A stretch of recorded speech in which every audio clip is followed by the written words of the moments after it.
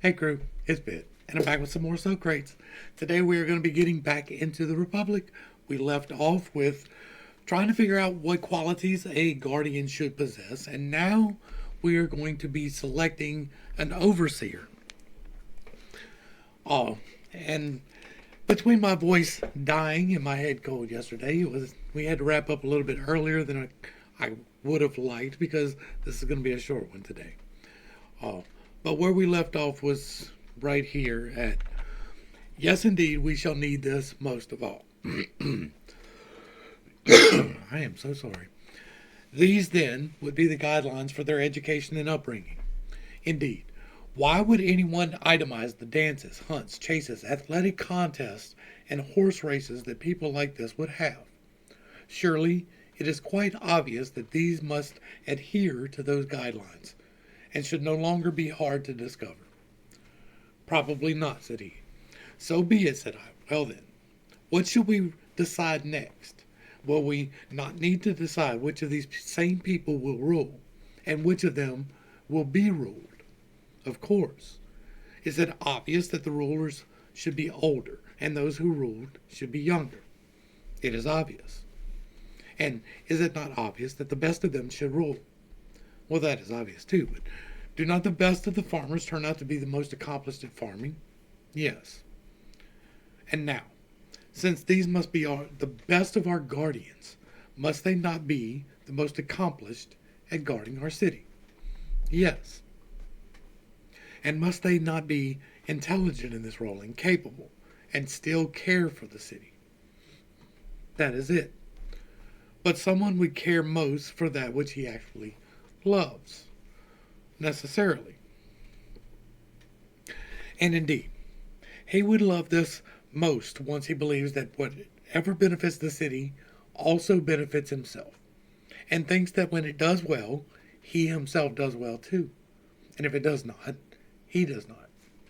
Quite so, said he.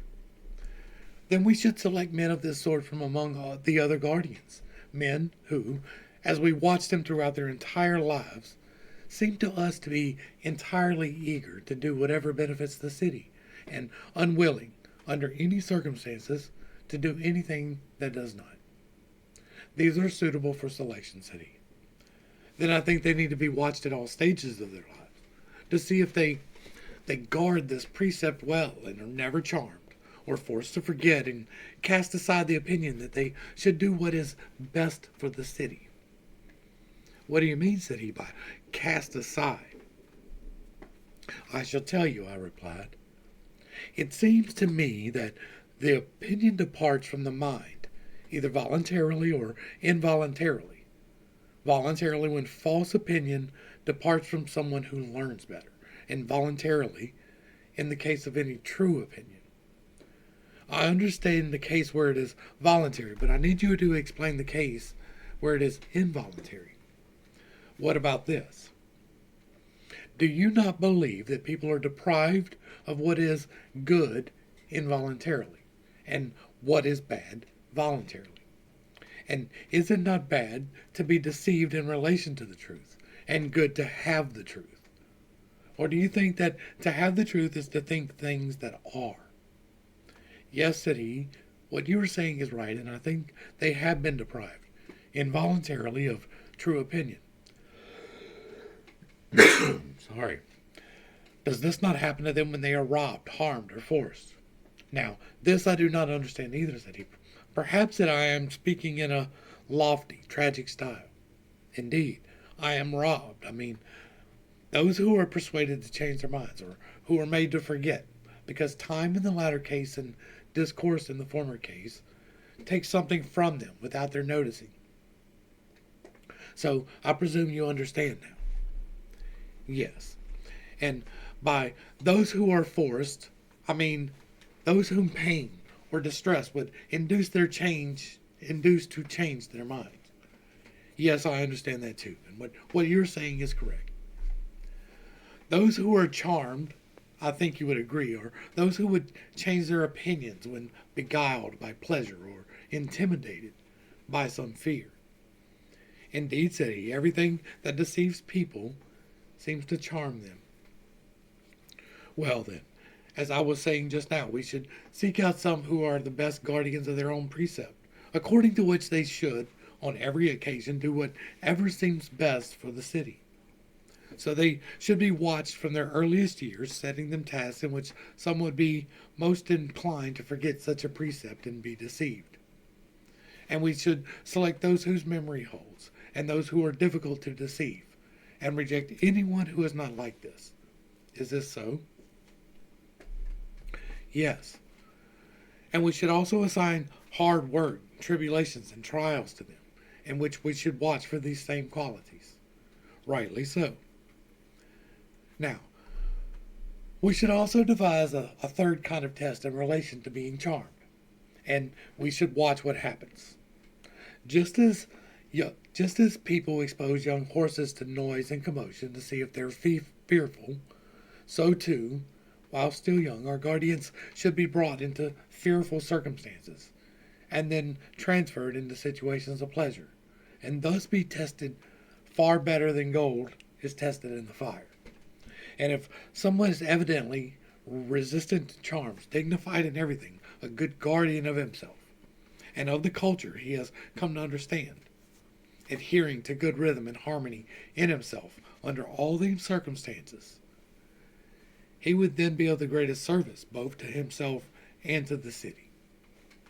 And someone who is tested continually as a child, as a youth, as a man, emerges without taint, should be installed as a ruler and guardian of the city, and should be given honor in life, and after death by assigning the most revered of our tombs and other memorials to him, while someone who is not like this should be rejected. So, Glaucon, said I think this is the selection and appointment process for our rulers and guardians. It is just an outline, not a detailed description. Well, said he, this is how it appears to me, too. In that case, would it, in truth, be most correct to refer to these people as guardians in every respect, both in relation to enemies from outside and friends from within, so that friends will not wish to do anything bad and the enemies will be unable to do so, while the younger people, whom we were calling guardians just now, are referred to as auxiliaries, who support the precepts of the rulers. Yes, I think so, said he. Is there any way, said I, that we might contrive one of those lies we were referring to earlier? The ones that arise in response to a need. A single, noble lie, to persuade the rulers themselves, for the most part, or failing that, persuade the city in general. What sort of lie, said he. It is nothing new, said I. Yes, it is something from Phoenicia, something that happened in many places already, as the poets maintain, and has convinced many people. But it has not happened in our time, nor do I know if it could happen, and to convince people would require a lot of persuasion. You seem to be speaking with some reluctance, said he. My reluctance, said I, will seem quite reasonable once I have said what I have to say. Speak on, said he, and have no fear. I will tell you then, even though I do not know where to find the audacity or the words to use. And I shall attempt firstly to persuade the rulers themselves and the soldiers, and then the rest of the city, that in fact all the education and upbringing we gave them was just like a dream. They imagined they were experiencing all this, and that this was happening to them. But in truth, they were under the earth at the time, being molded and nurtured within her. Both themselves and their armor and the rest of their equipment was being manufactured. And once they had come fully into completion, the earth, their mother, sent them forth. And now they are to plan for and defend the place they are in, as though it were their mother and their nurse, if anyone goes against her. And they are to think of all the other citizens as their brothers and sisters, sprung from the selfsame earth. No wonder you were ashamed to recount this lie, said he. Quite reasonably so, said I. But nevertheless, Listen to the rest of the story. Yes, indeed. All who are in the city are brothers. That is what we shall tell them in our story. But as the God fashioned you, he mixed in gold in the generation of those of you who are up to the task of being rulers. And because of this, such people are valued most. In the case of auxiliaries, he mixed in silver, and he used iron and bronze in the case of farmers and other artificers. Now, since you are all kindred, you would, for the most part, produce offspring like yourselves.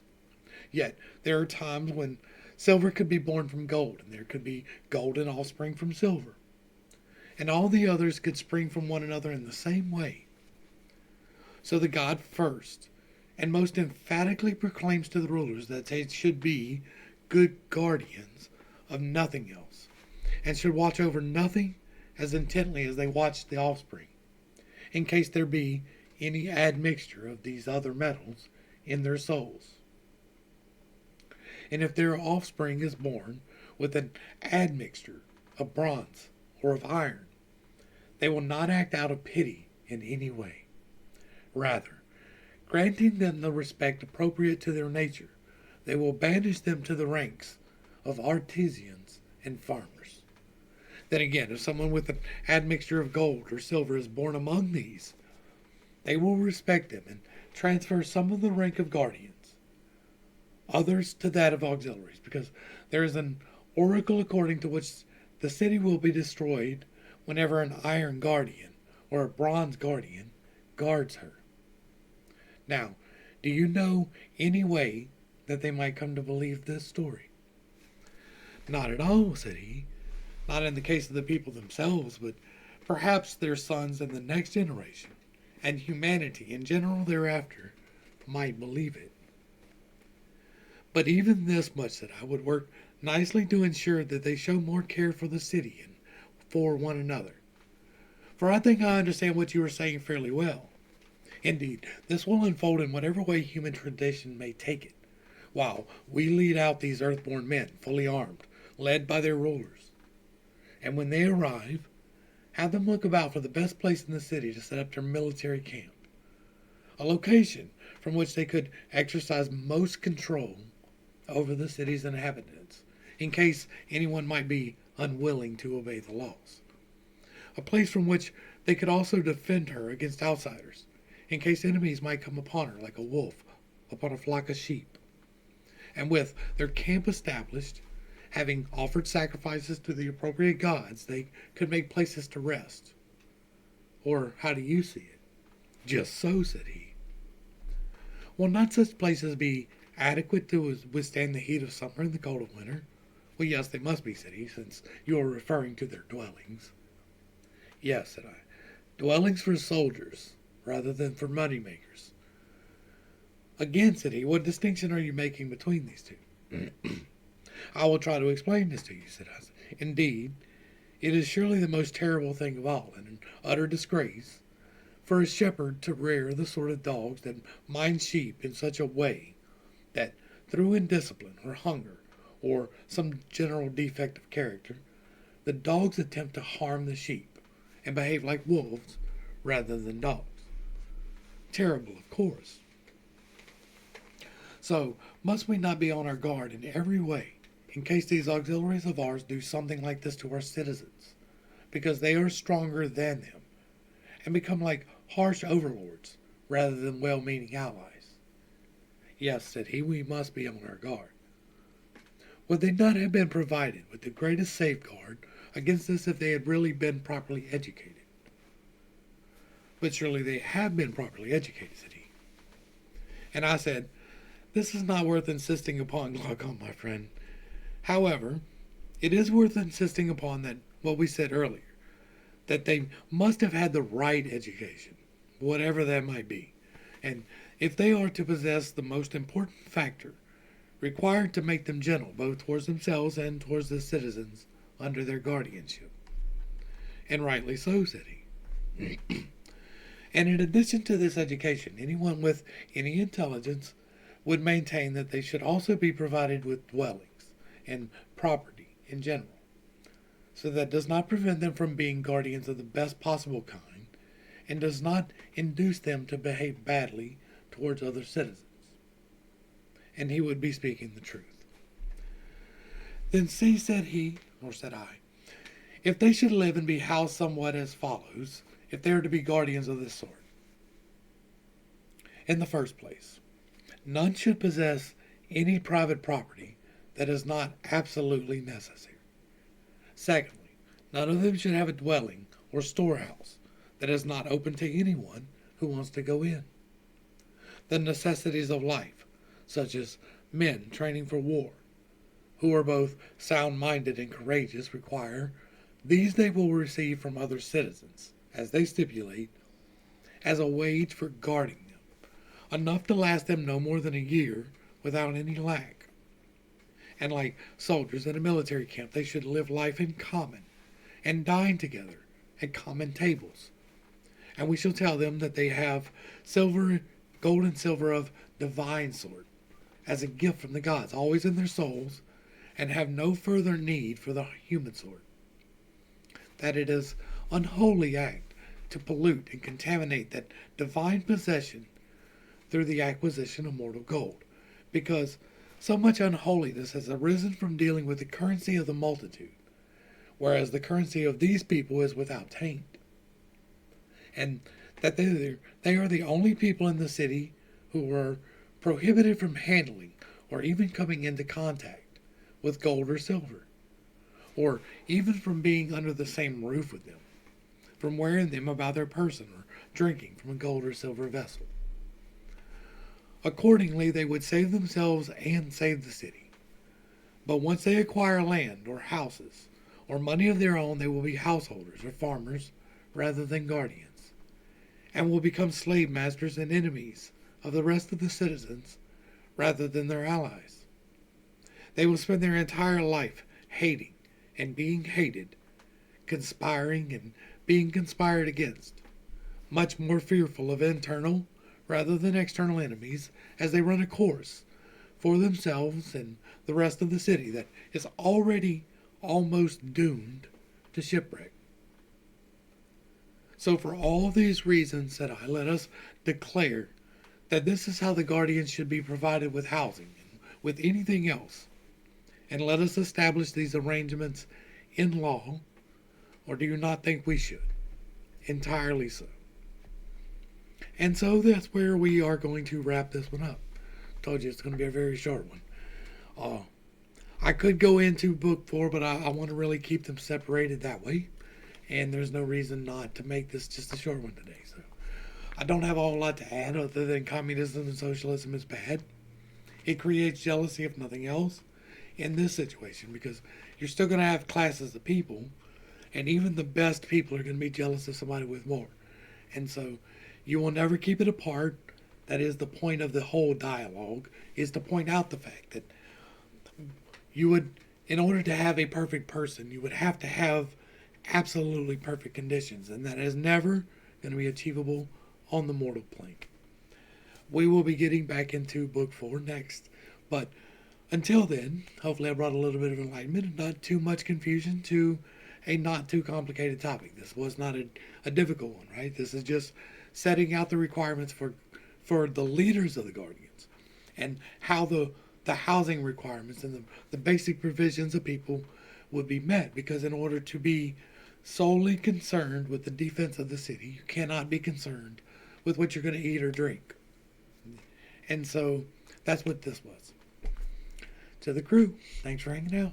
I appreciate every single minute that you are here with me, and I am praying for you every single day.